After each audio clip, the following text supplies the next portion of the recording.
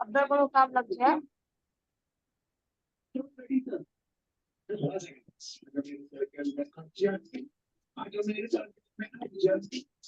Hello, good evening everybody. Good evening sir. Good evening. थोड़ा late हो गया आज। तो हम लोग आज सोरियासिस पढ़ेंगे।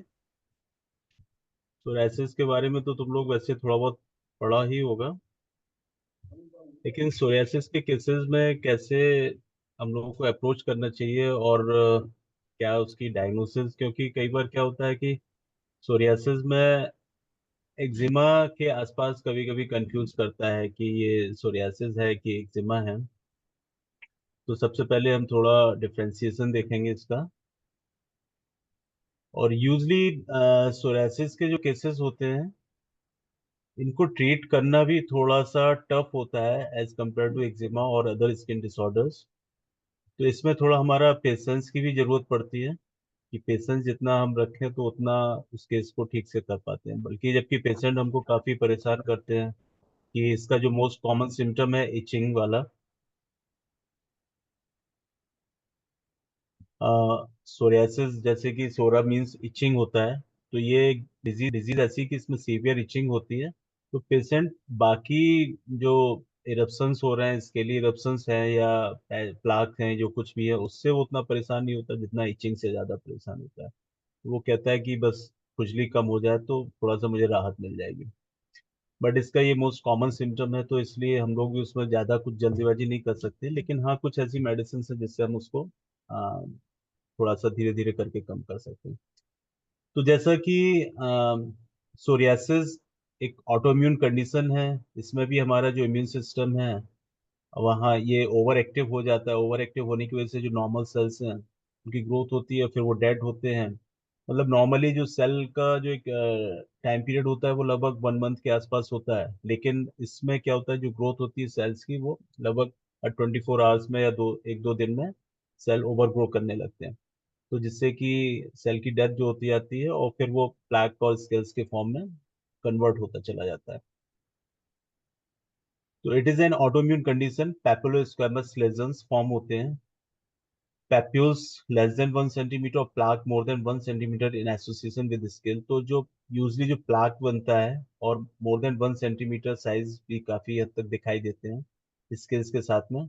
और ये एक क्रोनिक इन्फ्लेमेटरी कंडीशन है। जनरली जो इन्फ्लेमेशन होता है इसका स्किन सेल्स का, तो यहाँ पर ये इस तरीके से कुछ इरप्शंस दिखाई देते हैं। जो well demarcated erythematous plaque with silver skill, जो इसका मेन जो डायग्नोसिस बनता है, डिफरेंशिएशन होता है अदर डिसऑर्डर से, तो एराइदेमेटस प्लाक होते हैं विद सिल्वर स्किल। जो यहाँ पे ये रेडनेस हमको दिखाई देती है, ये एराइदेमा है और ये प्लाक बनता है। और ये सिल्वर स्केल वाइटस जो हमको दिखाई देते हैं, पपड़ी सा जो झड़ता है, वो सिल्वर स्केल्स होते हैं। ये डिमार्केशन है इसके।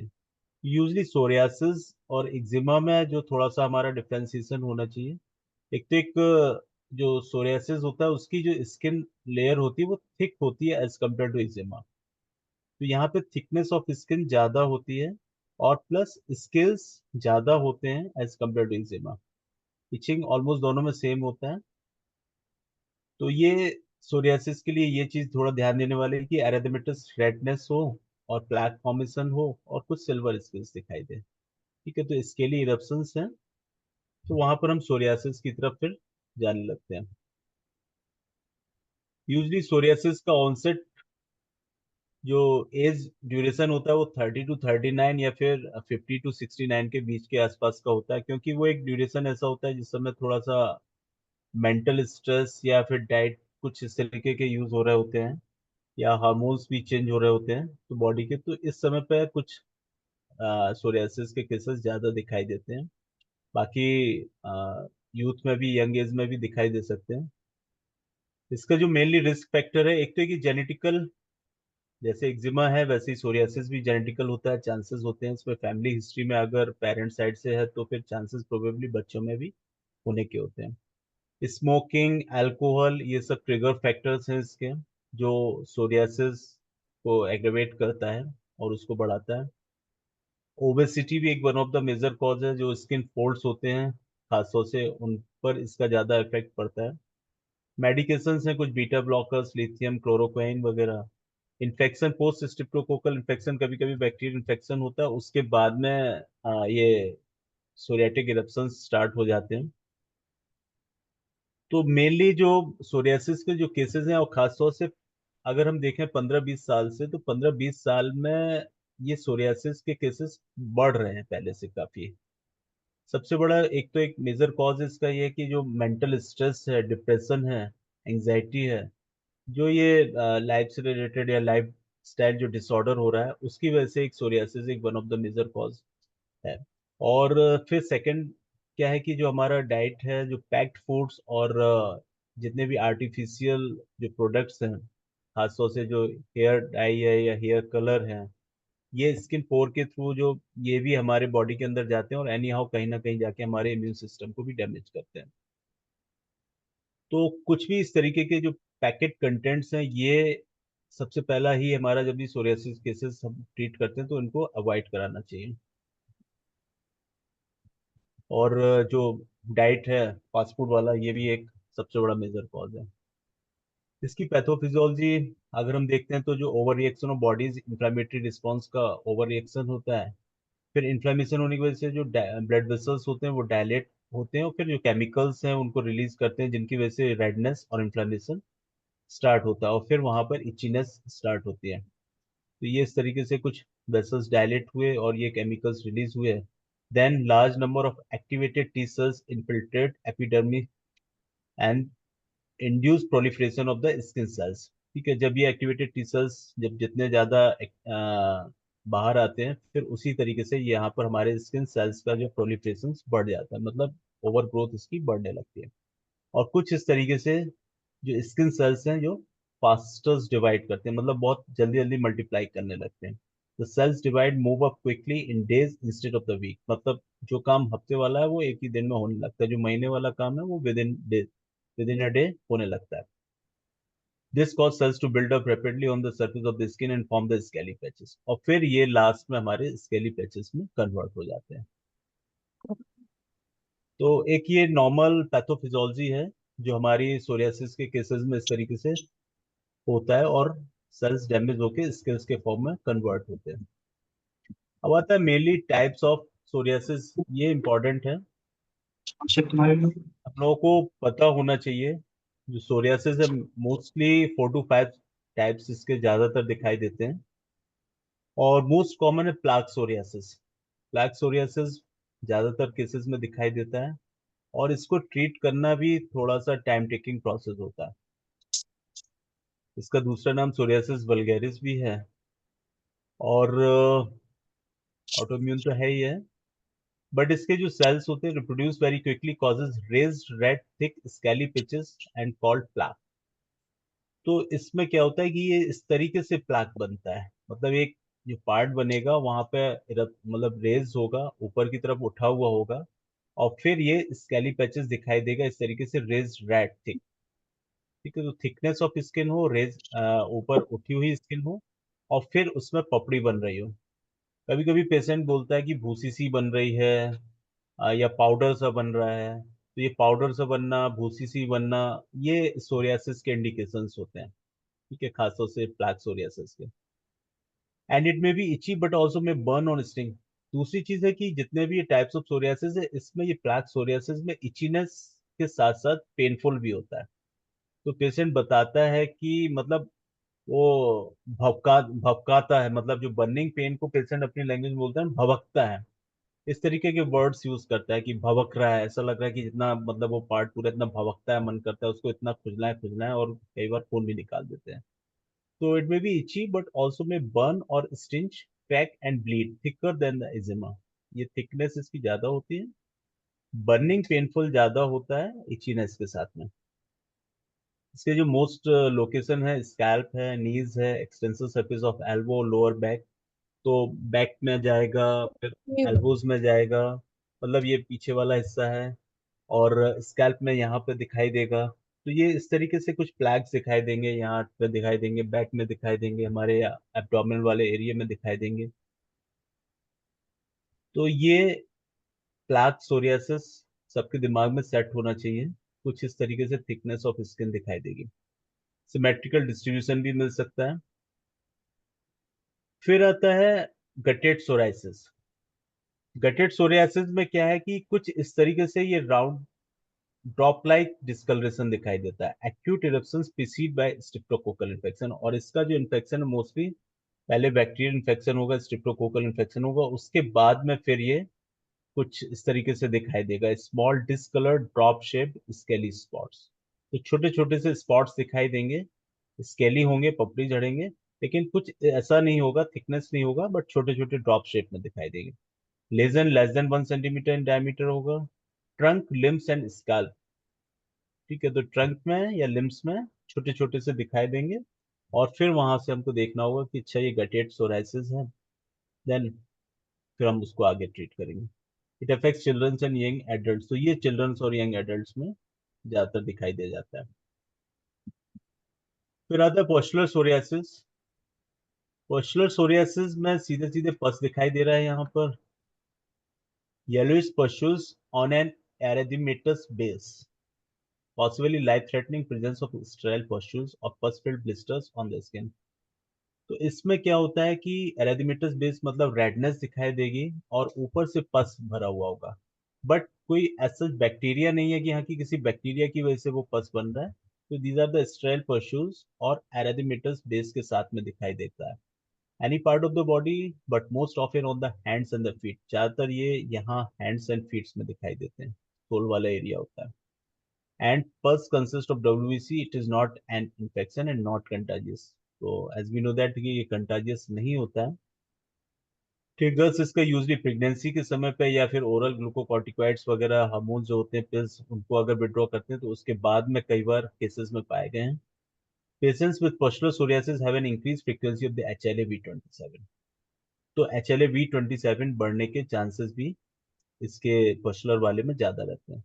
तो पस्चुलर सोराइसिस में ध्यान देने वाली बात है कि इसमें पस फॉर्मेशंस थोड़ा ज्यादा दिखाई देगा, ना कि गट्टे में और ना प्लाक वाले में दिखाई देगा हमको। फिर आता है एक एरेथ्रोडर्मिक सोरियासिस, ईपी जिसको शॉर्ट में बोलते हैं हम लोग। तो एरेथ्रोडर्मिक नाम से ही साफ साफ दिखाई दे रहा है कि स्किन हमारी रेडनेस और स्केलिंग ज्यादा होगी। तो जो स्किन है ओवरऑल पूरी लेयर स्किन की जो है वो रेड काफी दिखाई देगी। तो वहां हमारा कहीं प्लाक नहीं दिख रहा है और ना कोई हमें पस दिखाई दे रहा है, पर वो स्किन जो है हमारी वो रेड रेड रेड रेड होके पूरी स्किन में रेडनेस काफी ज्यादा और स्केली पपड़ी जैसा झड़ता हुआ दिखाई देता है। तो ये कुछ ऐसे ये छोटे छोटे से स्किल्स झड़ रहे हैं और ये रेडनेस इसमें स्किन में पूरी दिखाई दे रही है। तो a rare severe form of psoriasis characterized by widespread skin redness and scaling. Head to to generalize erythema, तो ये हेड टू टू पूरा कई बार केसेस लेके आते हैं पूरा कि ये हाथ से लेके पूरा हाथ में हो रहा है या पीठ में पूरा पीठ से भरा हुआ हो रहा है, पूरा मतलब एब्डोमेन से लेके नीचे तक जा रहा है। तो पेशेंट काफी हद तक काफी मतलब एंजाइटी लेवल उसका काफी बढ़ जाता है, उसे लगता है कभी कभी कि मैं बचूंगा भी कि नहीं बचूंगा। तो ऐसे सोरियासिस में और ज्यादा वो एंग्जियस हो जाता है। issues with sepsis and the fluid loss due to the issues with barrier protections and discriminative skills। तो ये एरेथ्रोडर्मिक सोरियासिस वाले में, ईपी वाले में मेनली क्या है कि एरेदिमा रेडनेस काफी ज्यादा मार्क्ड है, ये ध्यान देने वाला है। ना इनवर्स सोरियासिस, तो इनवर्स सोरियासिस से पता चल रहा है कि इनवर्स है मतलब है कि स्किन में बाहर ना आके वो हमारे जो स्किन के फोल्ड्स हैं वहां पर वो सोरियाटिक इरप्शन दिखाई दे रहा है। तो ये फ्लेक्सुरल सोरियासिस भी कहलाया जाता है क्योंकि फ्लेक्सुरल सरफेस पे होता है। इंटरट्रिगोनल सोरियासिस ये इंटरट्रिगो वाले एरिया में होता है। एंड स्किन फोल्ड सोरियासिस भी कह सकते हैं। Red lesions in body folds appear smooth and shiny. तो कुछ इस तरीके से, जैसे ये हिप वाला एरिया है तो यहाँ पे कुछ इस तरीके से रेड एंड शाइनी दिखाई देगा, या ये आर्मपिट का एरिया है यहाँ पर कुछ रेडनेस इस तरीके से दिखाई देगी। एंड नो विजिबल स्केलिंग, और इसमें स्केलिंग नहीं होती है। तो ये कभी कभी हो सकता है प्रोबेबली कि एक्जिमा से कंफ्यूज करे कि अच्छा ये एक्जिमा है या सोरियासिस है। बट यहाँ पर ध्यान देने वाला है कि ये इसका जो लोकेशन है ये स्किन फोल्ड पर ज्यादा होता है और बॉडी में कहीं नहीं स्प्रेड करता है। तो आर्म पिट, अंडर ब्रेस्ट और ग्रोइन वाले एरिया में देखना होगा कि ये स्मूथनेस एंड शाइनी, जितना ज्यादा शाइनी है उतना ज्यादा वो सोरियासिस है। या नेल सोरियासिस, वैसे pitting of the nails psoriasis का भी एक इंडिकेशन है।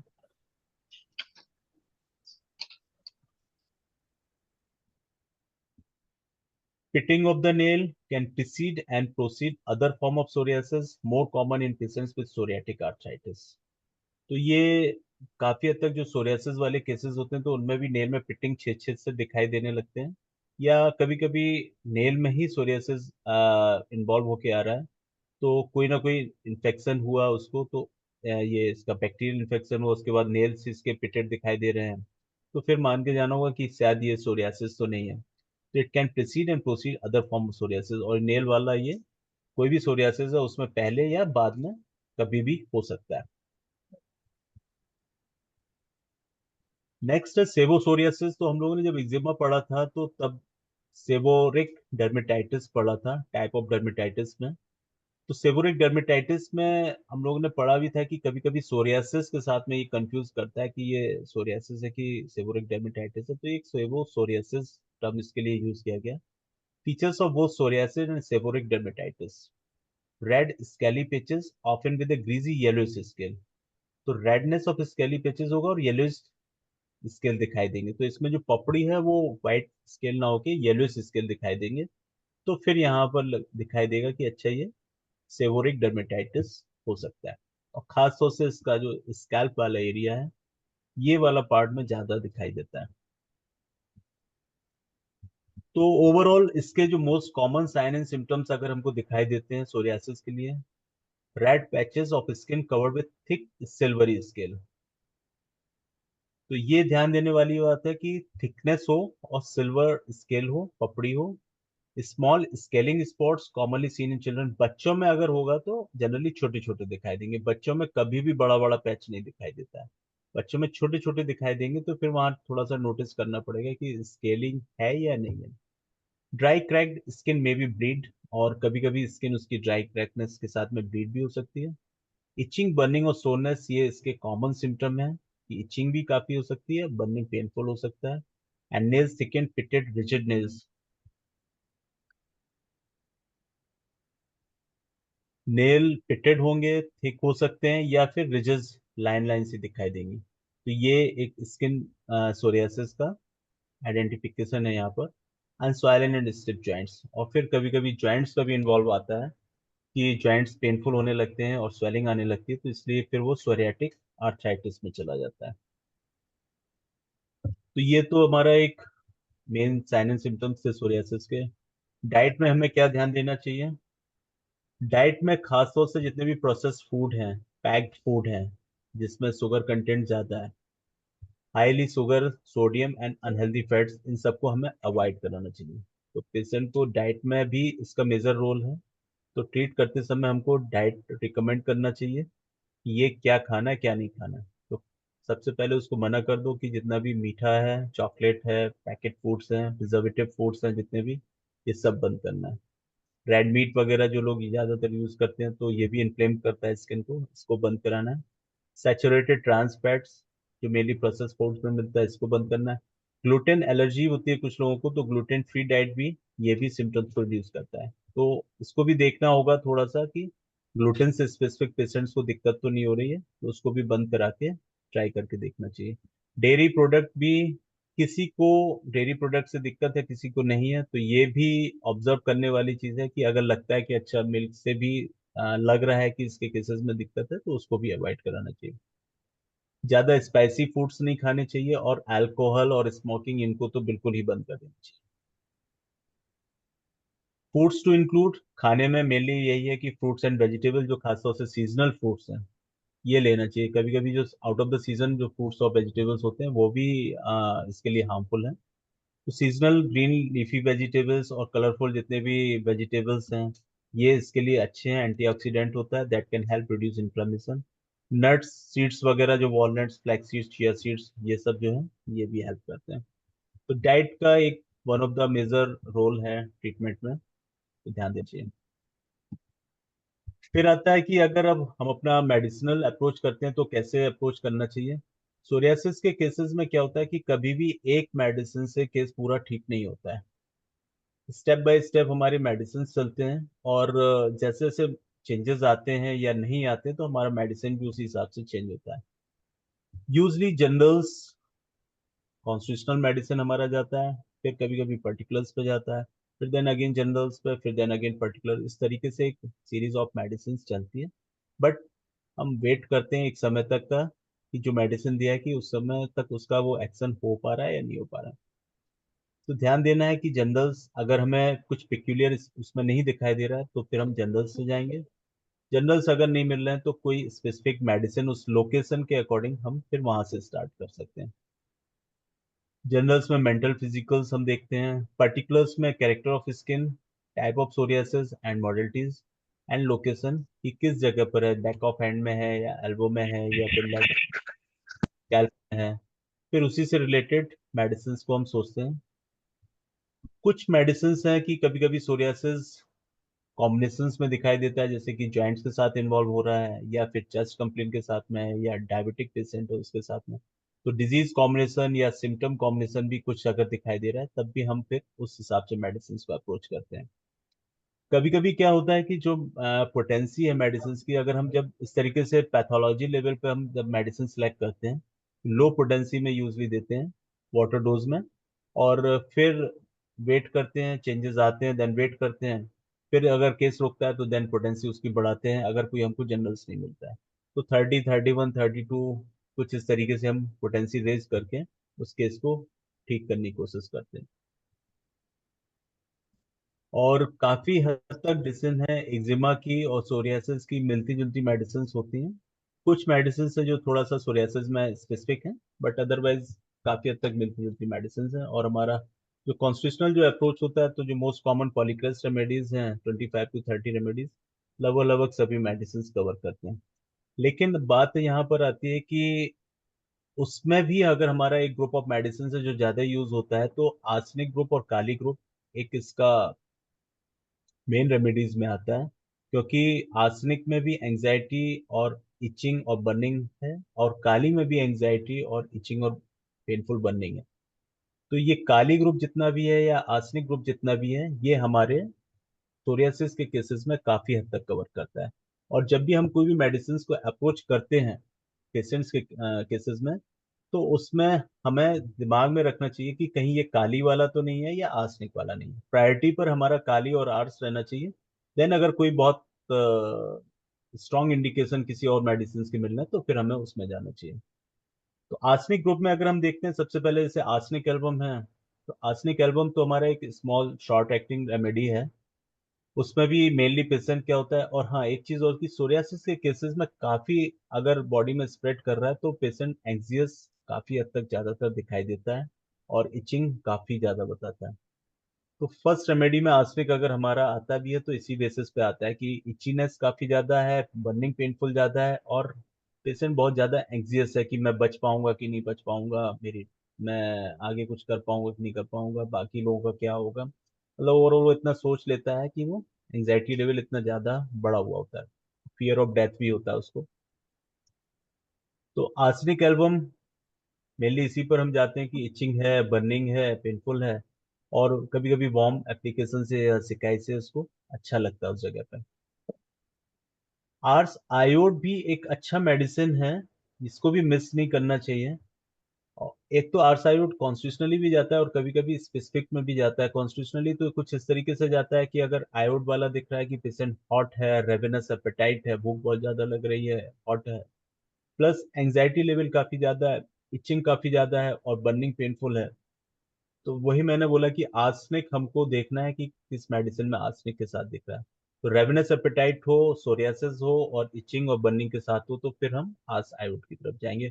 और यूजली इसमें आर्स आयोड के जो सरफेसेस होते हैं काफी रॉ हो जाते हैं, स्क्रैच कर कर करके। जैसे आर्सेनिक एल्बम में भी स्क्रैचिंग होता है, बट आर्स आयोड में और ज्यादा रॉनेस हो जाती है, मतलब वो उसको काफी हद तक छीन देता है। ऑरम आर्स, ऑरम से दिखाई दे रहा है कि ऑरम जहाँ पेशेंट सैड डिप्रेस दिखाई दे रहा है ड्यू टू दैट डिजीज, वो काफी होपलेस हो गया है, उसको लगता है कि अब मेरा जीवन बेकार हो गया है, अब मैं कुछ करने लायक नहीं बचा हूँ, तो बेटर है मर जाना ही मेरे लिए बेहतर है, क्योंकि मैं लोगों पर डिपेंडेंट हो गया हूँ।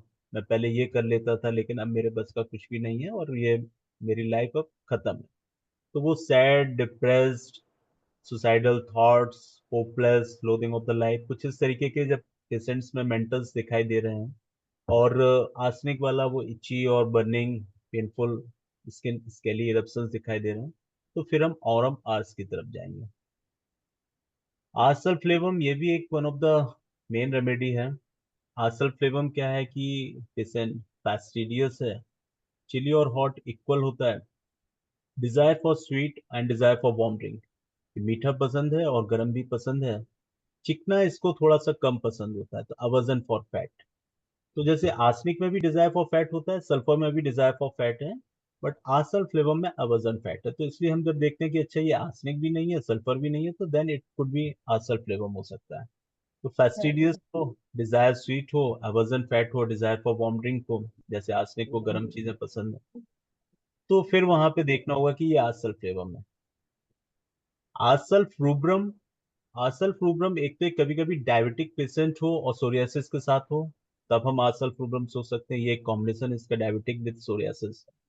या आर्सेनिक वाला हो बट सोरियासिस अगर लेके आए तो बेटर है कि फिर हम आर्सेनिक ना देके हम फिर आर्सल फ्रूब्रम देंगे, कि पेशेंट चिली है, डिजायर स्वीट है, डिजायर फैट है, डिजायर वॉमिटिंग है, एंड सोरियासिस का केस है, पेशेंट बहुत एंग्जियस है, तो फिर हम आर्सल फ्रूब्रम को प्रायोरिटी पे सिलेक्ट करेंगे एज कम्पेयर टू आर्सल आर्सेनिक एल्बम।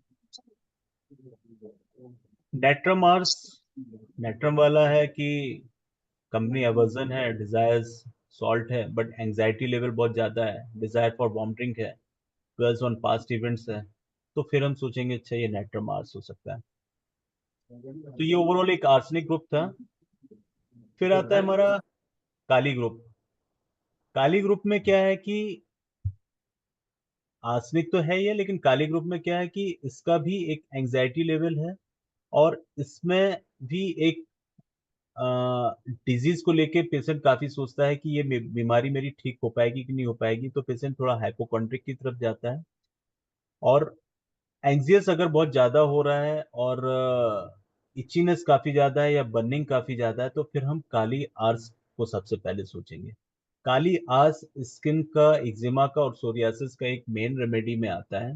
जब पेशेंट काफी ज्यादा इचिंग हो और बर्निंग काफी बता रहा हो, और बर्निंग भी ये जो है ये इसको वार्म से ही रिलीफ मिल रहा हो, पेशेंट स्लीपलेसनेस है, जो काली का जो ड्यूटीफुल वाला पार्ट है वो भी उसके अंदर दिखाई देता है कि मैं काम करना चाहता हूँ, समय से चीजों को करना चाहता हूँ, but due to that disease मैं कर नहीं पा रहा हूँ। तो ये बातों में कहीं ना कहीं रिफ्लेक्ट होता है।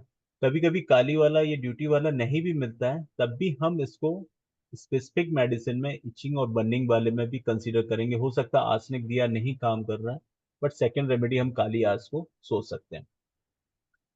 तो काली आर्स हमारा लोकल में भी जाता है और कॉन्स्टिट्यूशनली भी हम कुछ ऐसे जाता है कि ड्यूटी, सेंस ऑफ ड्यूटी हो, डिजायर फॉर स्वीट हो, डिजायर फॉर वॉमिटिंग हो, और एंजाइटी हो, स्लीपलेसनेस हो, तो फिर हम काली आर्स सोच सकते हैं। काली कार्ब, काली कार्ब का जनरली चिली है, डिजायर स्वीट्स है, डिजायर फॉर वॉमिटिंग है। गैस फॉर्मेशन इसमें ज्यादा होता है, फ्लैचुलेंस काफी ज्यादा है, पेशेंट काफी ज्यादा वीक फील करता है, स्वेटिंग काफी ज्यादा होती है, और नींद नहीं आना, स्लीपलेसनेस, इस तरह की कुछ कंडीशंस हो, तो फिर हम काली कार्ब की तरफ जाते हैं। काली बाई ये भी एक स्किन रेमेडी, हमारा काफी इंपॉर्टेंट रेमेडी में आता है। खासतौर से इसका तो जो अभी हमने लोग एक्जिमा में पढ़ा था कि इसका जो कंप्लेन है समर में ज्यादातर एग्रेवेट करता है, लेकिन इसके जो इरप्शंस हैं स्केली भी होंगे, और इचिंग काफी ज्यादा होगी, और वार्मथ ऑफ द बेड से एग्रेवेट करता है, और पेशेंट को ठंडे से सिकाई करने से अच्छा लगता है। ये काली बाई का एक इंडिकेशन है। एक पेशेंट था जो सोरियासिस का ही था, और वो बोल रहा था कि उसको खुजली इतनी ज्यादा होती है, किसी का अनम्यूट हो गया है, खुजली इतनी ज्यादा होती है कि वो बर्फ की सिकाई करता है, मतलब बर्फ लेके बर्फ से सिकाई करता है तो उसको अच्छा लगता है। या फिर जब नहाता है तो नहाते समय उसको अच्छा लगता है, तो वो नहाता काफी देर तक है, बोलता है कि मैं नहाता रहता हूँ तो वो बड़ा अच्छा लगता है, तो मैं काफी देर तक नहाता हूँ, नहा के आता हूँ, फिर थोड़ी देर बाद फिर इचिंग स्टार्ट होने लगती है। तो काली बाई के लिए याद रखना है कि इसका जो इचिंग है या स्केली इरप्शंस है, ये इसको ठंडे से, बर्फ से या कोल्ड एयर से इसको अच्छा लगता है। काली नाइट्रिकम ये जनरल कॉन्स्टिट्यूशनल पे जाता है कि पेशेंट कुछ मेंटल काली वाला हो, सेंस ऑफ ड्यूटी हो, सिंसियर हो, काम करना उसको पसंद हो, डिजायर फॉर सॉल्ट और desire for salt and fat nitric वाला हो, गुस्सा बहुत ज्यादा हो, और ड्रीम्स कुछ इसके स्पेसिफिक हैं कि ड्रीम्स ऑफ वाटर हैं, ड्रीम्स ऑफ परसुइंग, मतलब मैनी ड्रीम्स। पेशेंट बोलता है कि जब मैं सोता हूँ तो सपनों में सोता हूँ, सपनों में उठता हूँ, सांप के सपने, पानी के सपने, कोई पीछा कर रहा है, दौड़ा रहा है, तो इस तरीके के सपने बहुत ज्यादा इसको दिखाई देते हैं, तो वो काली नाइट्रिकम। या कभी कभी पेशेंट हाइपरटेंसिव हो, उसके साथ में भी डिजायर सॉल्ट, डिजायर फैट हो और एंग्जियस हो, तो फिर हम काली नाइट्रिकम की तरफ सोच सकते हैं। काली म्यूर में क्या है कि काली म्यूर का जो एक इंडिकेशन है कि जैसे म्यूर में व्हाइटिश स्केली इरप्शंस ज्यादा है, काली सल्फ में येलोइश स्केली इरप्शंस है। तो जैसे सेबोसोरियासिस है तो सेबोसोरियासिस में काली सल्फ पे ज्यादा दिमाग जाएगा, अगर जो प्लाक वाला सोरियासिस है तो उसमें काली म्यूर पे ज्यादा जाएगा। काली म्यूर भी कुछ कुछ काली जैसा ही है, लेकिन इसको एग्रावेशन फ्रॉम फैटी फूड और एवर्जन फैटी फूड ज्यादा होगा। तो काली वाला पेशेंट दिखाई दे रहा है लेकिन तेल और चिकना उसको पसंद नहीं है या उससे दिक्कत ज्यादा होती है, तो फिर हम काली म्यूर पे सोचेंगे। और व्हाइट स्केली, जब प्लाक सोरियासिस दिखाई दे रहा हो तब हम उसको सोचेंगे। काली सल्फ सेबोसोरियासिस या ये येलोइश स्किल्स दिखाई दे रहा हूँ with redness, erythematous. Kali sulph में desire for sweets, desire for cold और hot patient, but sense of duty के साथ में दिखाई देगा, सिंसियर दिखाई देगा, स्टार्टर्ड इजली, सोते सोते एकदम से चौक जाना, जो काली का एक मेन इंडिकेशन है। खट्टी चीजें भी पसंद होती हैं काली ग्रुप को, तो काली में डिजायर फॉर सॉर थिंग्स हो, तो सल्फर जैसा दिख रहा हो बट वो सल्फर ना हो के वो काली वाला हो, तो काली सल्फ हो। और कभी कभी ये जॉइंट्स पेन के साथ में भी अकम्पनिंग हो सकता है कि स्किन कंप्लेन है फिर जॉइंट्स कंप्लेन है, वो भी बॉन्डरिंग रिमेटिज्म के साथ में हो। तो फिर हमें एक कॉम्बिनेशन में सोचना होगा कि स्किन कंप्लेन सोरियासिस की है विद बॉन्डरिंग रिमेटिज्म, पेशेंट हॉट है, डिजायर स्वीट्स है, तो फिर काली सल्फ पे जाएंगे। सल्फर तो मोस्ट इंपॉर्टेंट हमारा इची एक रेमेडी है, किंग ऑफ एंटीसोरिक कहते हैं इसको। तो इसके तो इंडिकेशन सबको पता है कि हॉट है, डिजायर स्वीट्स है, डिजायर फॉर फैट है, पर्सपिरेशन प्रोफ्यूज है, पेशेंट ये बात करने वाला बहुत ज्यादा है, फिलोसफर टाइप का है, बातें इधर से उधर घुमाता रहता है, कभी इधर की बात कभी उधर की बात। और इसका एक्सट्रोवर्टेड होता है, कंपनी डिजायर होता है। तो कुछ इस तरीके का जब दिखाई दे तो हम फिर सल्फर डायरेक्टली उसको देते हैं, और सल्फर से केसेस ठीक भी होते हैं। सल्फर है, रेडियम ब्रोम है, थायराइडिनम है, या एक्सरे है, ये कुछ ऐसी मेडिसिन हैं जो हमारी इंटरकरेंट रेमेडीज में आती हैं कि हमने मेडिसिन दिया बट पेशेंट उतना इम्प्रूवमेंट की तरफ नहीं जा रहा है, तो फिर हमें कुछ मोटा मोटा कुछ सिम्टम्स देख के फिर इंटरकरेंट रेमेडीज में देखना होता है, जैसे सल्फर हो गया। रेडियम ब्रोम का भी इंडिकेशन सल्फर से मिलता जुलता है कि पेशेंट डिजायर फॉर स्वीट्स बोल रहा है। बट यहाँ पर एक इसका मेन जो है कि इसको आइसक्रीम या तो बहुत पसंद होगी या फिर आइसक्रीम आवर्जन होगा। तो आइसक्रीम कई बार पेशेंट जब बहुत एकदम मार्क बताता है कि इनको बर्फ बहुत पसंद है, और आइस क्यूब्स निकाल निकाल के खाना पसंद है, तो जब आइसक्रीम पसंद हो या फिर आइसक्रीम बिल्कुल अवर्जन हो, और फिर डिजायर स्वीट्स हो और स्किन कंप्लेन कुछ इस तरीके का हो, तो फिर हम रेडियम ब्रोम पे जाएंगे। थायराइडिनम भी एक स्किन डिसऑर्डर्स का, जैसे हम लोगों ने एक्जिमा में पढ़ा था कि इन्फेंटाइल एक्जिमा में हो थायराइडिनम सोच सकते हैं। और वैसे भी थायराइडिनम थोड़ा बहुत कैलकेरिया कार्प के जैसा दिखता है, कि मोटा सा होगा, चबी सा होगा, फैटी ओबीज दिख रहा है, लगेगा ये कैलकेरिया कार्प है, बट पूरा कैलकेरिया कार्प नहीं दिखाई दे रहा है। तो डिजायर स्वीट्स के साथ में हो, और पेशेंट थोड़ा सा डिप्रेस भी हो, कभी कभी थायराइड के साथ एसोसिएटेड हो कि हाइपो या हाइपोथायराइडिज्म है, तो देखना होगा कि कैलकेरिया जैसा सिम्टम दिख रहा है बट कैलकेरिया नहीं है, और थायराइड से रिलेटेड कंप्लेंट भी इसके साथ में दिख रही है। डिजायर फॉर स्वीट्स भी है, देखने में मोटा फैटी है, ओबीज है, और डिजायर फॉर कोल्ड ड्रिंक है। थायराइडिनम में भी डिजायर फॉर कोल्ड होता है। तो डिजायर फॉर स्वीट कोल्ड हो, फैटी चबी हो, और तो कुछ इस तरीके का हो, तो फिर हम थायराइडिनम पे जाएंगे। थूजा, थूजा भी एक हमारा मेन मेडिसिन में आता है, और ये भी कई बार as a intercurrent remedy use होता है। अगर पेशेंट चिली, डिजायर सॉल्ट और डिजायर टी इतना भी अगर बताता है, तब भी हम एज ए इंटरकरेंट इसको देते हैं। जैसे sulphur hot, desire sweet, desire fat पे खाली हम लोग जाते हैं, कंपनी डिजायर हो। थूजा भी चिली हो, डिजायर सॉल्ट हो, डिजायर टी हो, ऑनियन अवर्जन या डिजायर के साथ में पेशेंट कंफर्म करे, और ड्रीम्स अगर उसका ड्रीम्स ऑफ फॉलिंग वाला मिल गया तो फिर कंफर्म थूजा है। बट कभी कभी अगर ड्रीम्स नहीं भी मिलता है, बट डिजायर सॉल्ट और डिजायर टी के साथ में चिली हो, ऑनियन का एक बार कंफर्म करेंगे, देन हम थूजा तब भी देते हैं। उससे केस में इम्प्रूवमेंट थोड़ा सा फिर उसकी बढ़ जाती है, रिकवरी स्पीड बढ़ जाती है। ग्रेफाइटिस भी एक हमारा मेन रेमेडी में आता है। ग्रेफाइटिस अवर्जन स्वीट्स और डिजायर सॉल्ट। चिकन, अगर नॉन वेजिटेरियन है तो चिकन पसंद है। चिली पेशेंट होता है, डल होता है, ये भी थोड़ा सा फैटी ओबीज दिखाई देगा। इनडिसिसिव होता है, रिजोल्यूशन मतलब कोई भी चीज़ है जल्दी डिसाइड नहीं कर पाता है। गैस्ट्रिक ट्रबल्स के साथ में एसोसिएटिंग हो सकता है। स्लीपीनेस हो, बैठे बैठे सो जाना, काम करते करते नींद ज्यादा आना, तो ये ग्रेफाइटिस कुछ इस तरीके से दिखाई देगा।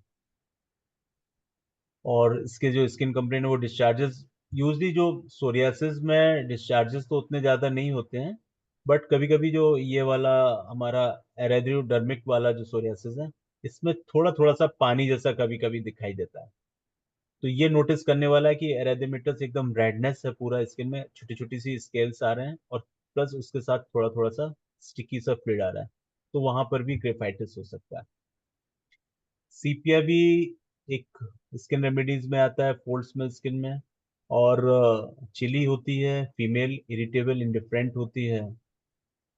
अवर्जन मिल्क इसका एक कंफर्मेटरी सिम्टम है। थोड़ा बहुत डिप्रेस्ड होती है, डल होती है, तो फिर वहां पर हम सीपिया की तरफ जाएंगे।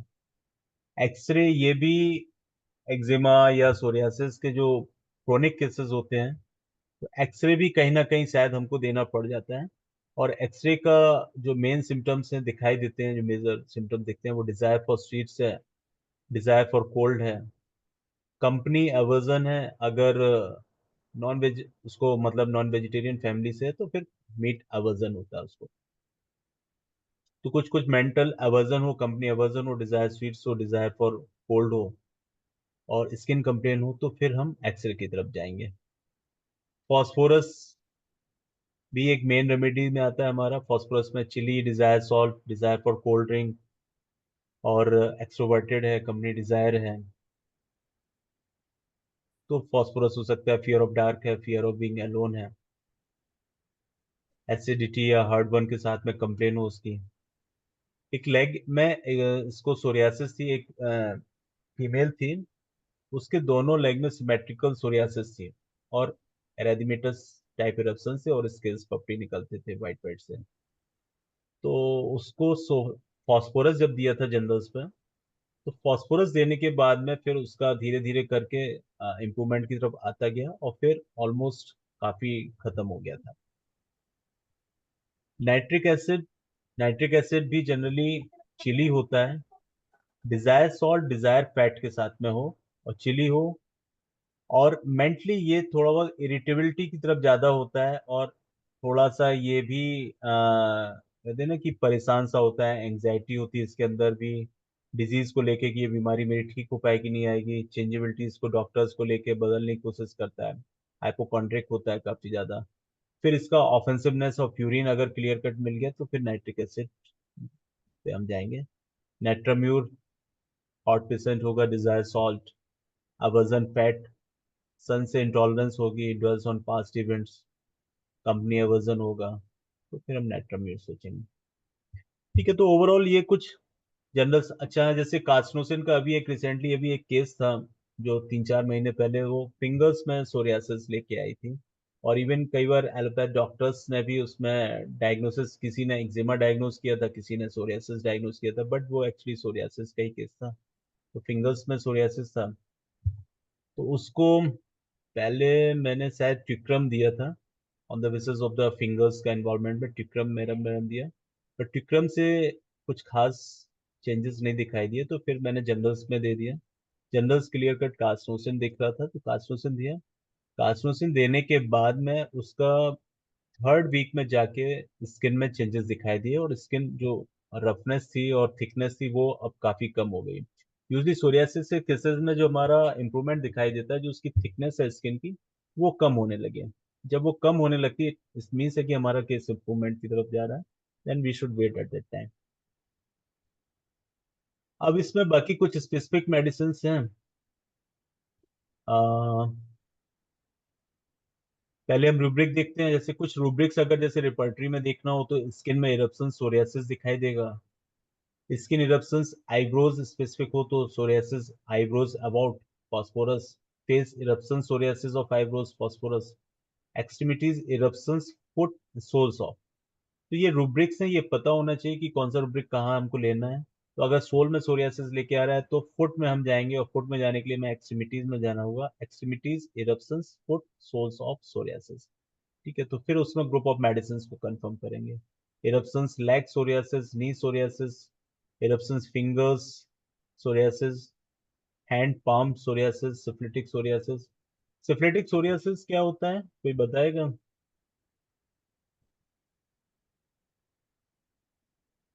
हम्म।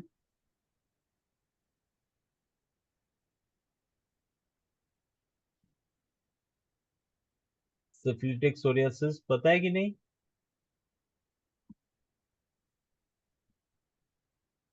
सिफिलिटिक सोरियासिस एक्चुअली जो सिफिलिस होता है, तो जो सिफिलिस में सेकेंडरी सिफिलिस के में जो स्किन के सिम्टम्स आते हैं, वो लगभग लगभग सोरियासिस से मिलते हैं।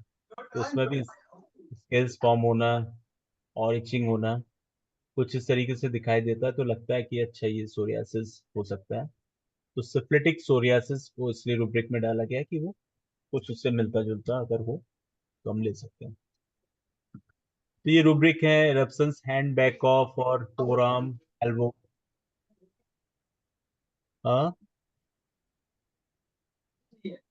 बैक में इरप्शन सोरियासिस पैचेस।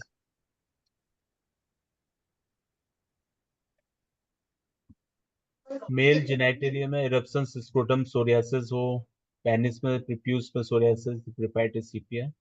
ये सब रूब्रिक्स हैं जहाँ से हम लोग मेडिसिन को सिलेक्ट कर सकते हैं। अब हम कुछ स्पेसिफिक मेडिसिन पर जाएंगे। जो हमारे लिए कभी कभी हेल्पफुल होती हैं। तो एक पिक्स लिक्विड है। पिक्स लिक्विडा भी एक सोरियासिस का मेडिसिन है। ये भी कुछ केसेस में दिया है, बट ये कभी कभी ही यूज हो पाता है। Back of hands itching intolerable at night and bleeding when scratched. तो इचिंग नाइट में है, ब्लीडिंग है, स्क्रैच है, तो लग रहा है कि आर्सेनिक जैसे सिम्टम है, बट बर्निंग उतना ज्यादा नहीं बता रहा है पेशेंट।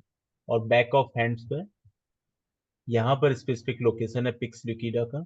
या कभी कभी चेस्ट कंप्लेन के साथ, तो पिक्स लिक्विडा हमारी चेस्ट रेमेडी भी है, जो थर्ड इंटरकोस्टल स्पेस पर पेन होता है उसको, ब्रोंकाइटिस के साथ में। ब्रोंकाइटिस और थाइसिस का केस हो, चेस्ट कंप्लेन हो, उसके साथ सोरियासिस अगर हो, तो फिर हम पिक्स लिक्विडा को सोच सकते हैं, और स्पेशली बैक ऑफ हैंड पे अगर हो। स्टेलेरिया, ये भी हमारा एक मेन रेमेडी में है, सोरियाटिक आर्थराइटिस में आता है। कई बार पेशेंट बताते हैं कि सोरियासिस तो है, और हो सकता है कि कभी मेडिसिन काफी खाते रहे हों। उसके बाद पेशेंट जब आता है तो बोलता है कि ये पहले तो मुझे केवल स्किन में ये खुजली वगैरह ये सब रप्शंस थे, बट अब पैरों में भी दर्द होने लगा, जॉइंट्स में पेन होने लगा। तो वो सोरियाटिक आर्थराइटिस वाला जब सिम्टम को दिखाई देता है कि सोरियासिस भी है और आर्थराइटिस रूमेटिज्म भी दिखाई दे रही है, तो फिर हम स्टेलेरिया को सोच सकते हैं। इसमें जो रूमेटिक पेन होते हैं वो ब्रैनिया और रस्टॉक्स के जैसे मिलता जुलता दिखाई देता है, कि एग्रावेशन मोशन से है, एम्लोरेशन बाय वॉर्म से है। तो जॉइंट्स पेन कुछ ऐसे हो और सोरियासिस हो तो स्टेलेरिया जाएंगे। स्टेलेंजिया क्या है कि पेन टीबिया पे, लॉन्ग बोन्स पे बताता है कई बार पेशेंट। तो ये भी कई कई बार केसेस देखे हैं कि सोरियासिस तो पूरा पूरा ठीक नहीं हुआ स्टेलेंजिया से, बट जो लेग में पेन हो रहा था उसमें काफी हद तक रिलीफ मिलता है।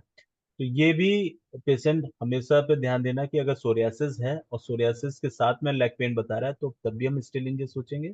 या खाली कभी long pain, long bone pain में भी अगर पेशेंट कंप्लेंट बताता है, तब भी हम स्टेलिंजर देते हैं, तो उसके पेन में रिलीफ मिलता है। Petroleum in general main medicine में आता है, और इसका खास तौर से कोल्ड और विंटर वेदर में एग्रेवेशन होता है, और इसका जो ईयर और पाम, ये कुछ लोकेशंस है जहां पर इसके रप्शंस होते हैं, और वो भी ड्राई क्रैक और ब्लीडिंग के साथ दिखाई दे स्किल्स, तब फिर हम पेट्रोलियम सोचेंगे। सिकुटा, सिकुटा अगर याद होगा किसी को, एक्जिमा में हमने कहाँ पर देखा था, क्या लोकेशन था सिकुटा का, याद है किसी को सिकुटा? वैसे तो सिकुटा सर ब्रेन का रेमेडी है, ब्रेन हाँ। क्या था? सर ब्रेन इन्वॉल्वमेंट था सर। ब्रेन इन्वॉल्वमेंट तो है सिकुटा का, लेकिन उसका स्पेसिफिक लोकेशन क्या था सिकुटा का? हेड पे था, टीनिया कैपिटिस। टीनिया कैपिटिस हो और कुछ कन्वर्जेंस या कुछ इस तरीके के स्पैज्म वगैरह हो पेशेंट्स को, तो फिर हम सिकुटा सोच सकते हैं। बट यहाँ सोरियासिस में अगर हम आते हैं, तो burning, itching, purulent eruptions with thick yellow crust, specially head and face. तो बर्निंग होगी, इचिंग होगी, और उसमें येलोइश अगर स्केल्स आ रहे हैं, और कुछ इस तरीके से हेड और फेस पे हो, तब फिर हम सिकुटा पे जाएंगे। ठीक है। तो इचिंग और प्रुलेंट इरप्शंस हो थिक येलो क्रस्ट के साथ में हेड और फेस, तो इसका मेनली हेड और फेस वाला लोकेशन ये मार्क्ड है। आयरिस वी, ये भी सोरियासिस का दवा है, इससे भी एक केस ठीक हुआ था। हालांकि उसके पूरी बॉडी में स्प्रेड नहीं हुआ था, केवल हाथ में ही सोरियासिस था। लेकिन सोरियासिस विद गैस्ट्रिक कंप्लेन, उसको गैस्ट्रिक कंप्लेन काफी रहती थी, उसको एसिडिटी, हार्ट बर्न काफी बनना, और कभी कभी उसको वॉमिटिंग भी हो जाती थी। तो मतलब उससे बहुत जीआईटी कंप्लेन से बहुत परेशान रहता था। तो यहाँ पे सोरियासिस विद गैस्ट्रिक कंप्लेन के साथ में हो, irregular patches with shining scales, तो शाइनिंग स्केल्स हो बट गैस्ट्रिक कंप्लेन के साथ में हो, तो फिर एक बार हम आईरिस बी पे जा सकते हैं। ये भी एक इम्पॉर्टेंट मेडिसिन है।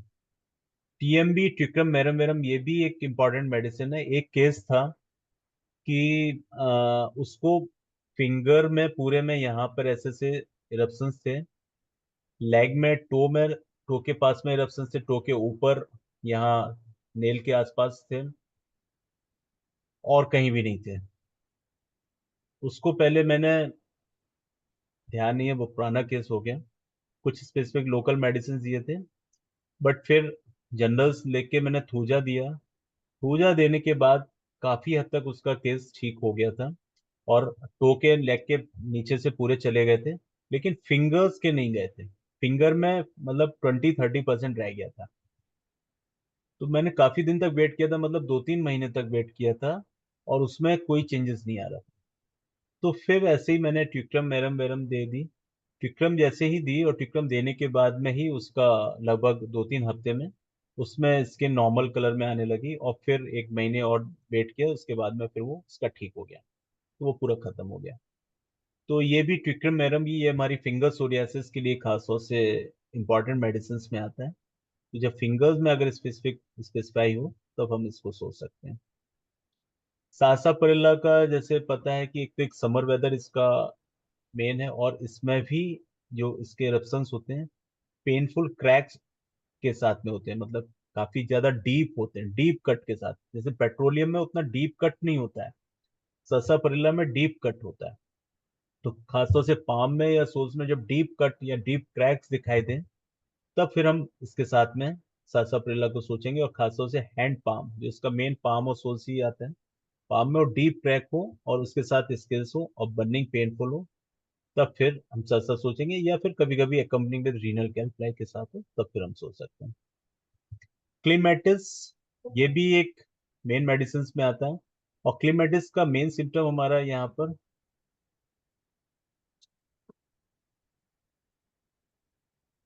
क्लीमेटिस में मेनली क्या है कि इसको ठंडे से आराम नहीं मिलता है, एग्रावेट कर। जैसे काली बाई है, फेकोपायरम है, इनमें ठंडे से आराम मिलता है। But clematis and palm more redness, aversion to wash, aggravation cold water cold layer. जब पेशेंट बोले कि नहाते ही साथ हमारी प्रॉब्लम और बढ़ जाती है, तो हम तो नहाते ही नहीं है। पानी जैसे ही गिरता है तो और कस के जलन होती है, मतलब पानी जैसे हाथ धोते हैं या फिर पानी पड़ गया वहां पर, तो बर्निंग एकदम बहुत ज्यादा बढ़ जाती है। तो रेडनेस काफी ज्यादा हो और कोल्ड वाटर या कोल्ड एयर से उसको एग्रेवेट करो, तो फिर क्लीमेटिस पे जा सकते हैं। तो क्लीमेटिस और ये फेगोपायरम और कालीबाई का जस्ट अपोजिट होता है। हाइड्रोकोटाइल, ये भी एक अच्छा मेडिसिन है, इसको भी नहीं भूलना चाहिए। ये भी सोरियासिस के केसेस में काफी यूज होता है और काफी हेल्पफुल होता है।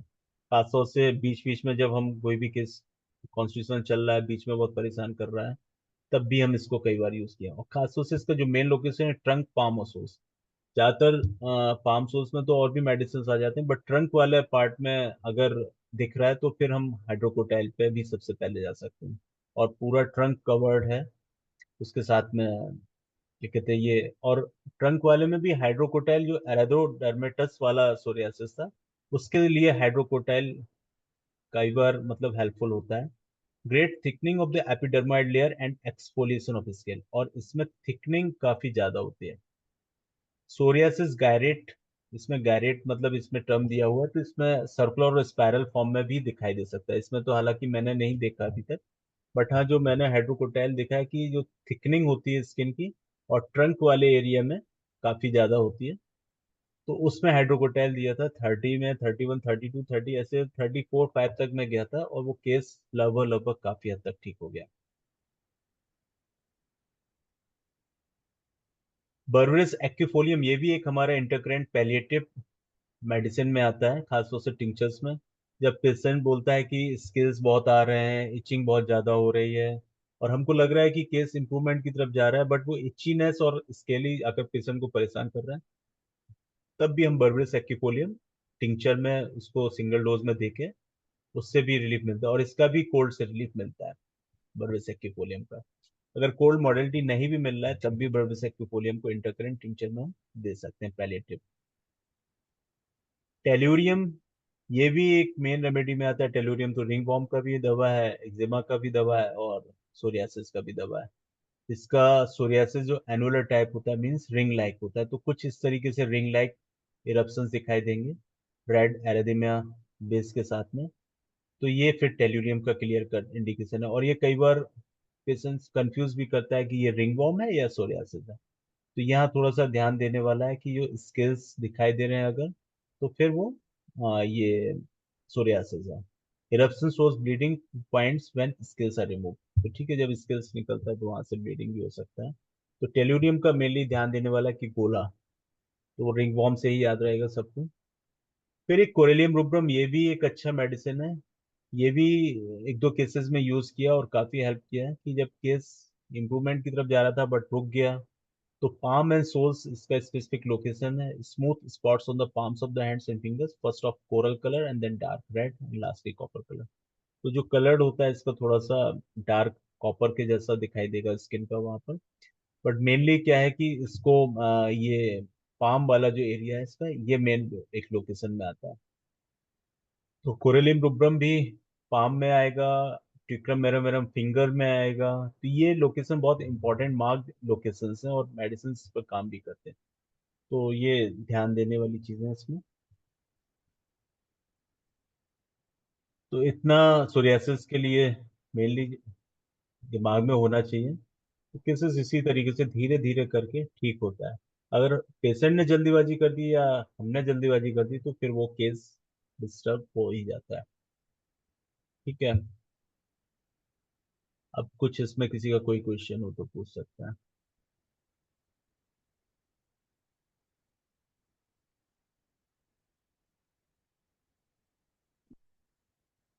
कोई क्वेश्चन? No more question?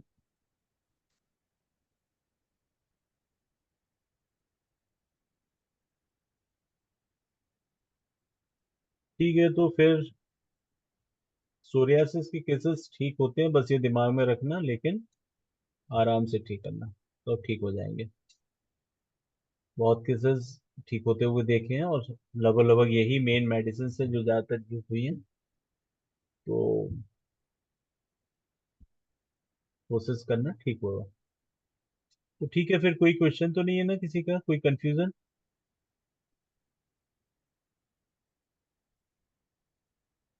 आवाज तो आ रही थी ना मेरी?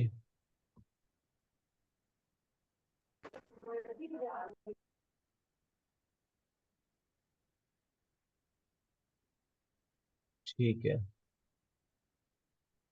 ठीक है, तो फिर पढ़ लेना एक बार अच्छे से सोरियासिस को। और मेडिसिन को भी अपना खुद का नोट्स बना के पढ़ना बार बार मेडिसिन के। मेनली ये मेडिसिन एक दो दिन में याद नहीं रहेंगी, जब पेशेंट्स को दोगे तभी याद रहेंगी। तो मेन उनके जो डिफ्रेंशिएटिंग पॉइंट्स हैं उनको मार्क करो, उनको उस मेडिसिन के साथ में याद करो, फिर जब पेशेंट आए तब उसको दो, फिर तब जाके फिर वो मेडिसिन दिमाग में रहेगी। तो इसलिए कोशिश करते रहना, वो याद हो जाएगा। ठीक है, फिर मिलते हैं नेक्स्ट क्लास में। नेक्स्ट में देखते हैं छोटे छोटे जो दो तीन टॉपिक होंगे उनको हम लोग कवर करेंगे। ठीक। Good night. Good night sir.